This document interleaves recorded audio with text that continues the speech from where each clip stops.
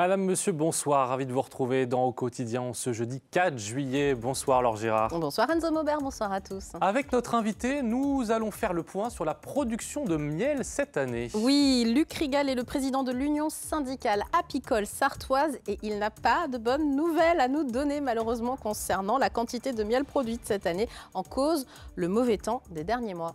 Et dans la suite, on parle d'un sport que nous ne pratiquons pas tous les deux, qui est plutôt méconnu. C'est pas du foot, c'est pas du golf, c'est du foot-golf. Un grand rendez-vous a lieu ce week-end à Sargé, au golf de Sargé-les-Le-Mans. On en parle avec Adrien Huneau, qui est joueur au club du Mans. Comme vous en avez l'habitude, on voit ça à partir de 18h45. Tout de suite, place à l'actu du jour.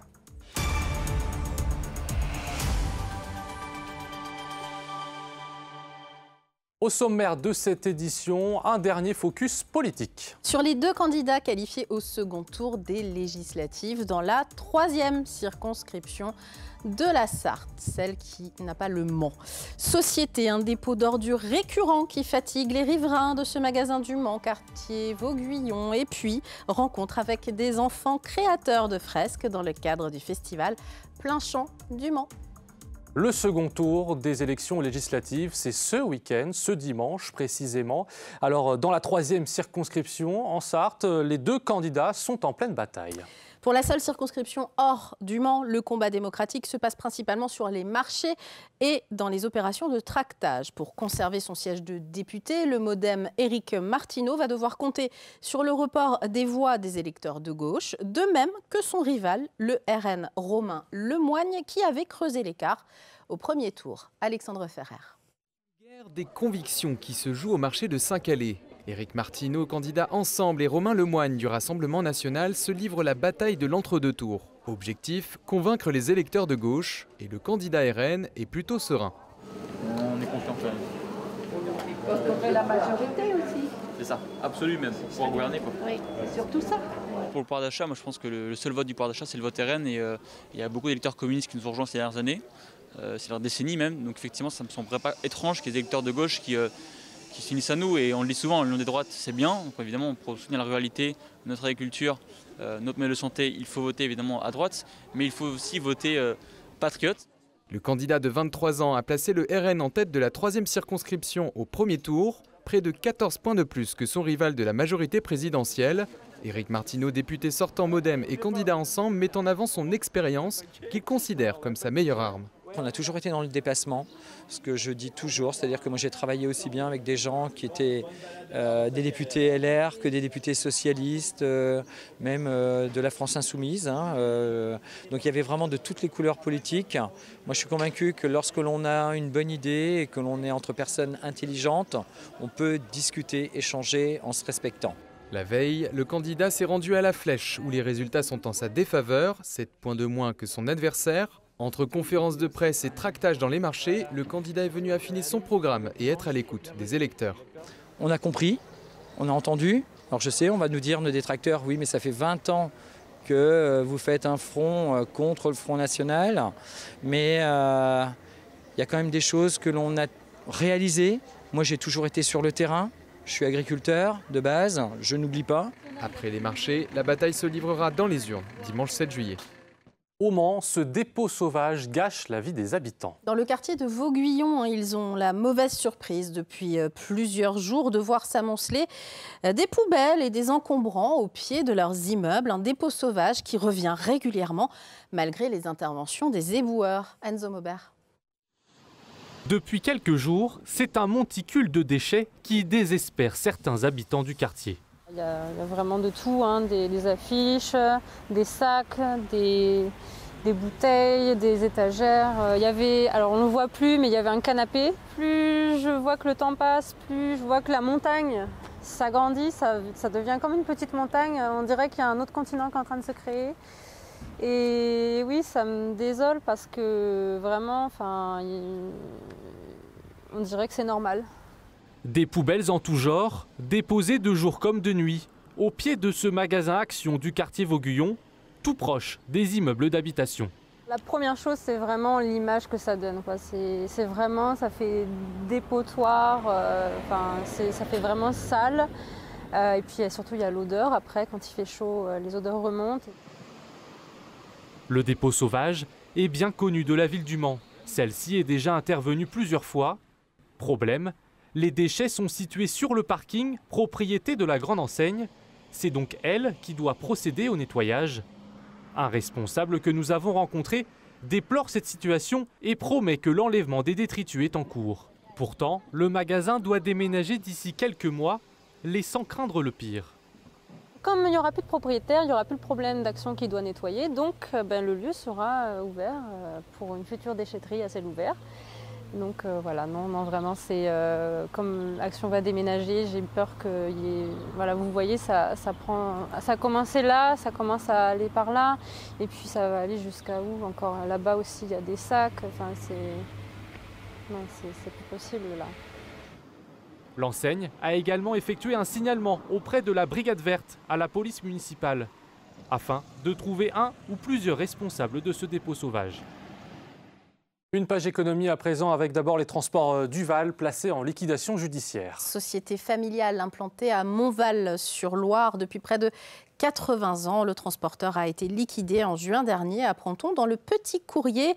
L'écho de la vallée du Loir, l'augmentation constante du coût des charges et le coût du carburant qui a flambé en 2022 auront eu raison du transporteur local. Vous voyez des images qui datent de 2018.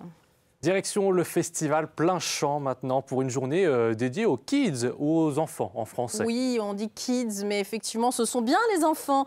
De la peinture, de la couleur, réalisée par plus de 500 enfants au parc du Gué de Maulny qui faisait la part belle aux scolaires ce jeudi. Un moment qui se voulait fédérateur avec les élèves du Mans donc, qui ont bénéficié d'un parcours d'éducation artistique et culturelle cette année. Les explications avec Anthony Piton. Des enfants partout. Le parc du Gué de Maulny est devenu le temps d'une journée une sorte d'école de street art à ciel ouvert. Le bouquet final d'une année dédiée à la peinture murale. Ils ont peint pendant l'année sur les murs de leur école avec un artiste qui dirige le projet, mais c'est les enfants qui peignent. Donc c'est vraiment sur plusieurs semaines, ils vont peindre tout un mur. Et par exemple, pour donner un petit ordre d'idée, il y a 5 fresques dans les écoles cette année. Il y a 85 demandes pour 5 fresques. Donc ça fait... Voilà, le ratio est très élevé, on sent que les gens veulent avoir leur petite fresque, donc de toute façon c'est observable directement. Là sur Plein Champ, il y a tout ce qu'il faut et vous pourrez largement voir les fresques qui ont été faites, elles sont toutes affichées à côté du cube. Les voici justement, ces fresques ont toutes été réalisées pendant l'année scolaire. Objectif, favoriser la découverte de la diversité des pratiques artistiques. Et c'est aussi le programme de Plein Champ Kids. Les enfants participent aux œuvres. Ici, une fresque qui s'appelle Vortex urbain. L'idée, c'est que les gens puissent coller les petits carrés avec moi pour faire le magma autour de ces formes vides, qui va du coup mettre en lumière les formes vides et en même temps créer l'œuvre. Voilà. Le festival Plein Champ continue ce vendredi pour tout public. Un nouveau cube dédié au street art doit voir le jour d'ici la fin du week-end. C'est l'heure de notre invité de ce journal à présent. Nous sommes avec Luc Rigal, le président de l'Union syndicale apicole sartoise. Merci d'être avec nous sur ce plateau. Merci à vous. Je vais être direct. Est-ce qu'on va avoir du miel de 2024, production, récolte, été 2024 ? Ça va être, je dirais, ça ne va pas être les quantités qu'on a pu connaître les années précédentes. Il faut savoir qu'on a eu un gros déficit de miel déjà au printemps par rapport aux raisons climatiques. Je ne vous cache pas, et je dirais, tous les Sartois le savent, on a eu beaucoup d'eau. Oui, trop d'eau. Il n'y a pas que nous d'ailleurs. Il n'y a pas que nous, c'est général pratiquement sur toute la France. La baisse de production de miel au printemps est catastrophique. On a même des gens qui sont obligés de nourrir les ruches. On a nourri les ruches pour pouvoir les maintenir en vie. Donc, et ça, c'est du jamais vu au printemps. Pourquoi le fait qu'il y ait beaucoup d'eau, pour qu'on comprenne, fait qu'il y a moins de miel ? Alors, il faut savoir que le nectar est dans les fleurs. Et lorsqu'il pleut, ça lave le nectar. Et le nectar, sur certaines plantes, va remonter au bout de 48-72 heures. Et sur certaines fleurs, comme l'acacia, dès l'instant que la fleur d'acacia est mouillée, on ne parle plus de récolte puisque tout est perdu. Et donc, on peut imaginer qu'il y en aura moins et qu'il sera plus cher ? Alors cher, c'est pas évident que le prix augmente puisque vous savez qu'il y a quand même des concurrences par rapport à l'importation européenne et puis des miels aussi aujourd'hui trafiqués. Donc c'est pas forcément que le prix va augmenter. On y arrive. Quand on va au supermarché, on a un large choix, on va dire, de miel. Comment acheter, être sûr qu'on achète du miel français? Alors déjà, il faut regarder les étiquettes. Il faut savoir que sur l'étiquette, il doit y avoir l'adresse du producteur, il doit y avoir le poids, il doit y avoir la date de durabilité du miel et savoir ce que c'est comme miel. Et où il est produit. Dès l'instant qu'on est sur des miels qui sont qui sont européens ou hors Europe, on doit avoir la liste de toutes les abréviations des pays d'où il vient. Et quand je vois sur l'emballage UE, donc Union européenne, c'est pas forcément bon signe. Alors, UE et hors UE, ça n'existe pas, c'est pas réglementaire. D'accord. C'est interdit. Donc ça, voilà. Et pourtant, on le voit, hein, on le voit et régulièrement. on le voit, bien sûr. Puis vous m'avez fait l'amitié ce matin de m'envoyer une photo où on voit également cette étiquette qui est importante parce qu'il n'y a qu'en France qu'on a cette étiquette pot et couvercle recyclable, le tri sélectif, enfin, on en a l'habitude. Ça, c'est français, ça? Oui, c'est purement français, ça. Au niveau de l'Europe, on l'a pas. Donc là, on ça. peut être sûr que ça vient de France. Alors, ça vient de France. Voilà. Savoir que derrière ça, on paye une écotaxe. Celui qui met en pot paye l'écotaxe. C'est une loi applicable depuis le 29 mars 2023 et que si on ne respecte pas, qu'on est pris par la répression des fraudes, on encourt une amende de 1 500 € pour la première. Et après, qu'on se fait prendre, c'est une amende par pot. Sachant que la taxe n'est pas très élevée, c'est par ruche et j'irai, vous voyez, un gros producteur qui va avoir 500 ruches va payer 150 € avec l'assurance comprise. Ça ne vaut pas prendre le coup. Quelqu'un qui a 10 ruches, ça va lui coûter 3 € à peu près. Donc, il ne faut pas prendre le risque de ça. Donc, on est là pour les orienter, les apiculteurs, mais aussi leur donner des conseils et savoir où ils peuvent, payer cette écotaxe. Et puis se fournir aussi les étiquettes, parce qu'il faut avoir les étiquettes. Mais derrière, quand on a l'étiquette, qu'on a payé écotaxe, on a un papier en digitalisé qu'on peut fournir à la répression des fraudes s'il y a un contrôle, sur un marché ou sur une grande surface. Et une dernière chose sur la provenance de votre miel, il faut regarder les fleurs, parce que simplement, si les fleurs, il n'y en a pas en Sarthe, par exemple, vous êtes à peu près sûr que le miel, il ne sera pas sartois. Voilà, c'est ça. Il faut regarder un peu la végétation qu'on a en Sarthe. Et puis, quand on achète au local, on a la floraison et puis, ce qu'on a dans notre département. Après, on a en France une multitude, une richesse de miel très importante. Donc après, les gens, quand ils vont en voyage ou lorsqu'ils sont en vacances, ils peuvent se fournir d'autres miels et d'avoir d'autres saveurs. À l'Union syndicale apicole sartoise, vous êtes là, vous l'avez dit, pour accompagner les apiculteurs et notamment les apiculteurs amateurs. Ça devient une mode. Il y en a de plus en plus des gens qui veulent se former. Vous êtes là aussi pour les accompagner parce qu'il ne s'agit pas de faire n'importe quoi, en fait. Oui, après, il y a toujours des gens qui démarrent tout seuls et puis Internet ou les livres, mais au bout d'un moment, ça ne va pas, donc ils viennent nous voir. Ils prennent des cours. On fait de l'initiation à l'apiculture sur 2 niveaux différents. Donc, on dispense des cours de février à octobre, à raison d'un samedi après-midi ou 2 samedis après-midi en fonction de l'activité apicole. Et ça, c'est accessible à tout le monde. Et en plus de ça, celui qui va démarrer, on peut l'accompagner avec un apiculteur un peu plus chevronné qui va l'encadrer et qui va pouvoir lui donner un peu plus de conseils. Et bien sûr, on est là aussi pour l'aider. Et on a aussi un certain nombre de ruches, puisqu'on a quand même 30 ruches au rucher école, de façon à pouvoir travailler dans les ruches. On fait travailler les élèves. Cette année, on a inauguré un autre rucher, puisqu'on fait des élevages d'essaims. Et aujourd'hui, on a 16 rennes qui sont en attente, de rentrer dans des essaims pour l'année prochaine. Ça se passe au rucher école à la Chapelle Saint-Aubin, lieu dit les Doués chauds. Enzo Maubert a eu la chance d'aller faire un reportage là-bas l'année dernière. Et il était ravi de voir les petites abeilles. C'est ouvert, donc vous l'avez dit, pendant la saison apicole. Je rappelle, c'est de fin février à octobre, la saison apicole. On va voir le numéro de téléphone pour les gens qui seraient intéressés. Et également le site internet usas72.fr. Vous faites des portes ouvertes, je le dis d'ores et déjà, même si ce n'est pas tout de suite, en novembre, le 23 novembre prochain, de 14h à 17h. Tout à fait. Et ça, c'est vraiment ouvert au grand public. Au grand public, et puis le grand public peut venir nous voir le mardi après-midi. On a des permanences, on est là, on travaille dans le rucher, donc ils peuvent venir nous voir, nous rencontrer, et on fait des visites aussi de rucher, puisqu'on a aussi accueilli des écoles, on intervient en milieu scolaire aussi, on intervient en entreprise aussi, donc l'activité est très large à l'Union syndicale apicole sartoise. Merci beaucoup pour tout ce que vous faites, Luc Rigal. Je rappelle, vous êtes le président de l'Union syndicale apicole sartoise. Bon, on se passera peut-être donc de miel cet été. Dans quelques instants. Non, on en a toujours en réserve toujours dans nos placards. Toujours. Dans un instant, on parlera de l'Open de foot golf. Qu'est-ce que c'est ? Bien, on verra ça dans quelques instants. À tout de suite.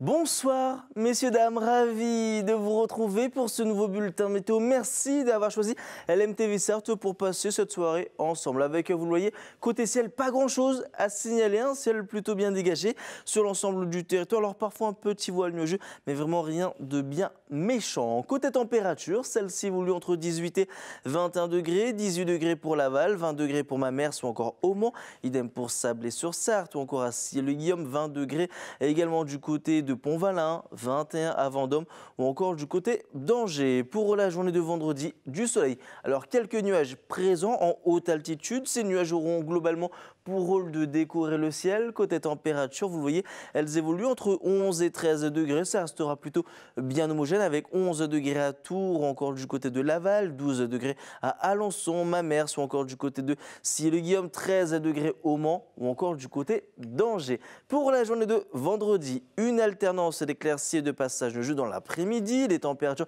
un petit peu au-dessus des normales de saison, comprises entre 24 et 25 degrés. Alors oui, un petit peu au-dessus, mais sans trop d'excès non plus. Ça restera globalement respirable. 24 degrés pour Alençon ou encore à Mamers, 25 degrés pour Laval, pour La Flèche ou encore du côté d'Angers. Pour la journée de samedi, ça pourrait se dégrader. On se dirige vers malheureusement un temps un petit peu plus perturbé, absence de l'anticyclone.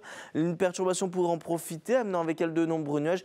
Quelques averses, des températures comprises entre 23 et 24 degrés. Puis pour la journée de dimanche, le retour de quelques rayons de soleil. Mais attention, encore quand même pas mal de nuages. On affinera tout ça lors d'un prochain bulletin météo. Passez, messieurs, dames, une très bonne soirée, une bonne suite des programmes.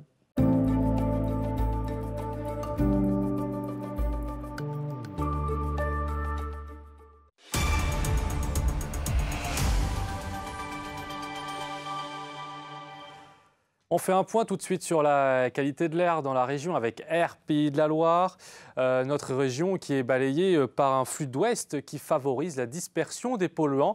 Et donc, vous le voyez, la carte restera verte pour ce vendredi avec des indices moyens sur l'ensemble du territoire. Mais quand est-ce qu'il va arriver l'été, Enzo Maubert? Ça, je ne sais pas. Au moins, la alors. qualité de l'air est bonne. On peut jouer au foot-golf ce week-end sans problème. On peut courir, on peut y aller. Il n'y a pas de souci.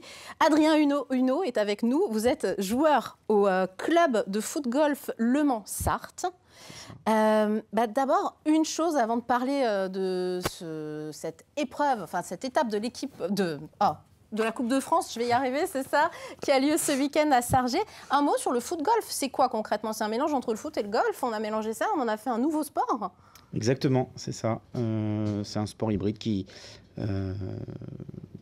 partage une partie foot, une partie golf. La partie foot se fait parce qu'on joue avec le pied et avec un ballon de foot. La partie golf. On va voir des images parce qu'on a quand même déjà filmé. Évidemment, Amoun Chamsoudine est déjà allé voir des matchs. Enfin, comment on dit d'ailleurs, une épreuve, un match. Compétition, épreuve. Ouais, voilà. C'est ça. Et donc, on est sur un terrain de golf. Les trous sont plus gros. C'est des balles de foot ou elles sont plus petites quand même? Non, ce sont des balles des ballons de foot que vous avez dans le football traditionnel. Et pourquoi vous vous êtes lancé là-dedans, dans le foot-golf, vous qui êtes un ancien footballeur? Comme beaucoup de gens, je me suis lancé dans le foot-golf au moment du Covid, parce que pendant le Covid, on ne pouvait plus jouer au foot. Le foot était un sport de contact, donc on ne pouvait pas faire notre passion. Donc par hasard, par connaissance, j'ai essayé le foot-golf et puis tout de suite, j'ai accroché.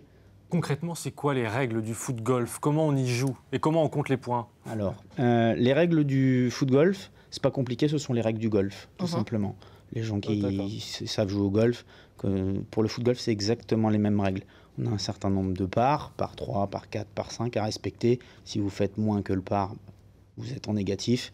Si vous faites plus que le par, vous êtes en positif. Voilà. L'important, c'est de faire la meilleure carte possible, donc le score le plus négatif, le plus bas possible, afin de battre les autres concurrents. Et donc ce week-end, les 6 et 7 juillet, Sargé-les-Le Mans, le golf de Sargé, accueille la 17e étape de la Foot Golf Cup, donc le championnat national de ce sport.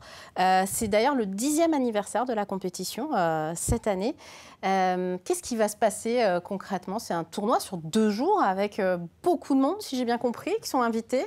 Oui, donc une épreuve du championnat de France En gros, c'est des étapes. Il y a des étapes tous les week-ends durant toute la saison qui se dispute de mars à novembre, grosso modo. Tous les week-ends, il y a une étape quelque part en France. Ça fait une tournée. Voilà, et ce week-end, donc, la Cup, le championnat, est arrêté à Sargé. Donc du coup, il y a une compétition sur 2 jours. Le samedi matin et dimanche matin, compétition en individuel. Et le samedi après-midi, compétition par équipe. Donc on joue à 2 en équipe. Et du beau monde est invité ce week-end. Hein. Il y a des champions... des anciens footballeurs. Des anciens footballeurs, des champions du monde. Il y a des anciens footballeurs, il y a des champions du monde de foot golf qui ont été champions du monde l'année dernière. Il y a des anciens pros. Et c'est la France qui a été championne du monde l'année dernière en foot golf? C'est la France qui a été championne du monde, donc on est sur le Mans. Cocorico. Merci. Au Mans, on est, du coup, on est 6 ou 7, je crois, à être champion du monde l'année dernière aux États-Unis. Voilà. Aux États-Unis. Ouais, on est parti aux États-Unis, pays de Disney, à Orlando.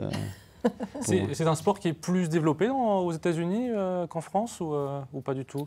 Je pense qu'en France, il est plus développé qu'aux États-Unis. On a l'association, la FFG, l'association de foot golf France, qui se démène énormément pour le faire connaître. Ouais, exactement. Bah oui. Faire connaître le foot golf et aller dans la bonne direction pour essayer de se rattacher à une fédération, parce qu'aujourd'hui, on est membre d'une association, on n'est pas dépendant d'une fédération. Donc on essaye de se rapprocher de la fédération de foot pour avoir cette discipline qui soit reconnue comme le futsal par exemple avec le football ou d'autres. Qu'est-ce que vous diriez aux gens pour les encourager justement à pratiquer le foot golf? Pourquoi c'est plus divertissant? C'est un des objectifs du week-end aussi, de faire venir du monde. Déjà on est dans un cadre qui est quand même plaisant. On est en pleine nature. S'il y a le soleil, ça sera encore mieux, comme vous le disiez tout à l'heure.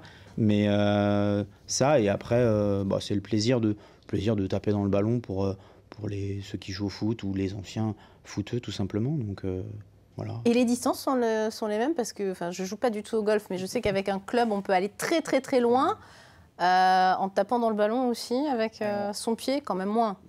Moins, mais après, on a des trous qui font... les plus petits vont d'une cinquantaine, soixantaine de mètres jusqu'à peut-être 250 mètres. Ouais. Voilà, à peu près. C'est à peu près ça. Après, on a des obstacles. Ouais.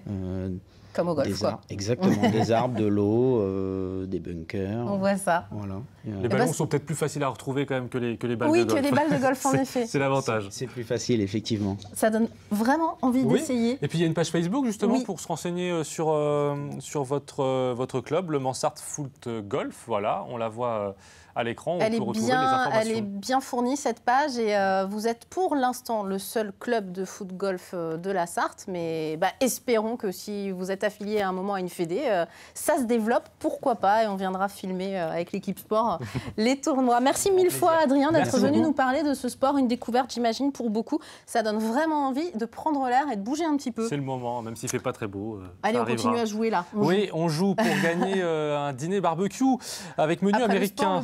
C'est le 13 juillet prochain à Pont-Valin. C'est organisé par le comité des fêtes de la commune. Et pour participer au tirage au sort, vous n'avez qu'à envoyer un mail à jeu@lmtv.fr. Tirage au sort qui aura lieu donc demain et réponse ce vendredi. Je vous l'annonce tout de suite, ce dimanche, vous le savez, on vote pour le 2e tour des législatives. Et donc, toute l'équipe de l'MTV Sarthe est mobilisée pour une grande soirée électorale dimanche soir à partir de 20h. Les résultats, les analyses politiques, les invités. Des duplex aussi. Des duplex en préfecture, les réactions à chaud ou pas des candidats, on verra. C'est une grande soirée électorale, on vous invite à la suivre comme vous l'avez fait lors du premier tour et on vous en remercie sur LMTV Sarthe. Et puis ce vendredi, pour le dernier JT de la saison, on va essayer de vous donner le sourire quand même un petit peu avant les vacances. Et oui, c'est déjà la fin. On a passé un an ensemble. Ah, encore une année. Ouais. Et dans la première partie, on recevra Jean-Charles Rioton qui vient nous parler des 24 heures du tennis. Les 25 heures pardon. Du tennis. J'ai cru à une erreur sur ma fiche, mais non, c'est bien les 25 heures du tennis à l'Annie Bray Tennis, du coup. Et puis en deuxième partie, Zoé Mister viendra nous parler du festival Bazar en Ordre qu'elle organise du 20 au 21 juillet à Télocher. Voilà pour le programme de demain. Tout de suite pour l'heure, c'est culturel avec Chloé Bergerat. Très belle soirée et donc on se dit à demain. Salut.